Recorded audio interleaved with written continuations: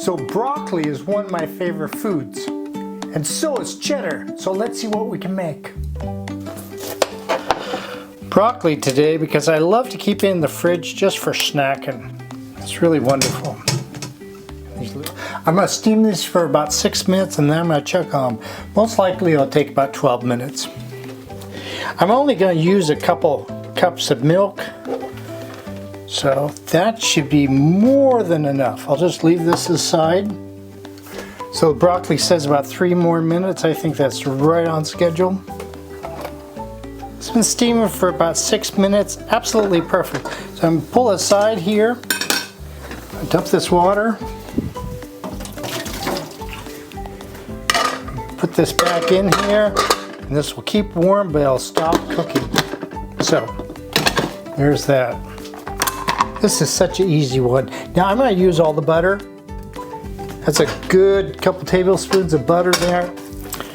So if you look at that, I've got about 2 tablespoons butter, about 2 teaspoons of just chicken broth, and I'm going to put in about 2 tablespoons of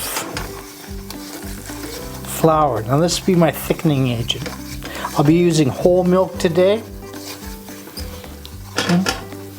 Make a nice little roux with chicken broth and flour. I'll probably use a little bit of thickener later on. Matter of fact, I'll just throw a little bit more flour on that now. I can always thin it out. Just going to add a small amount of milk here. Now, I don't know who invented this, but my mom was using it years ago, and it's wonderful for making soups. This is flat. It's wonderful for making soups or roux or gravies, because everything breaks up really evenly. Yeah, see that? It's nice and smooth. This is the best. Now, add in the rest of the milk. Okay, so I'm going to take this up slowly to a medium. Now when this starts melting here, I'm going to start adding the cheese. Add this cheddar. Oh, I like cheddar cheese. Cheddar cheese makes me happy. It's one of my wonderful late night snack is apple and cheddar cheese. That's been around for a long time. Sure works well for me. Okay. Cheese is still melting. Let's taste this. Very important. Oh my gosh, is that good. I'm going to take this up to a boil now.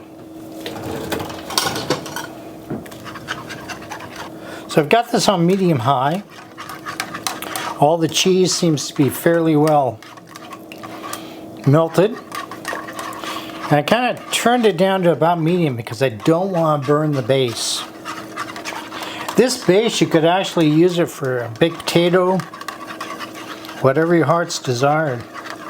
I want it to coat the back of the spoon real nice. See that? Because I may want to thicken it more. So what I'm going to do, I've got that, put that in here, and I'm going to mix that up. If I need to, I'll just put it in the soup to make it even thicker. I've already put in about 2 tablespoons, maybe 3. So, see how that's nice and thick? Okay, let's see how we're doing here. Okay, it's coming up to boil. Oh, that's nice. Maybe just a little bit more. I don't know if I can use it all. Oh, that's nice. Okay, that's beautiful.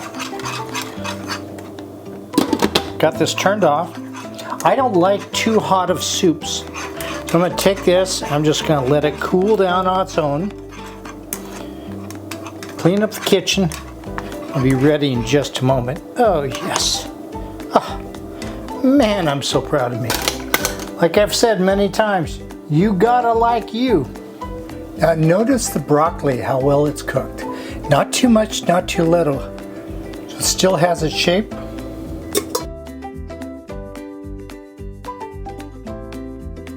So if you notice, this is very nice and thick.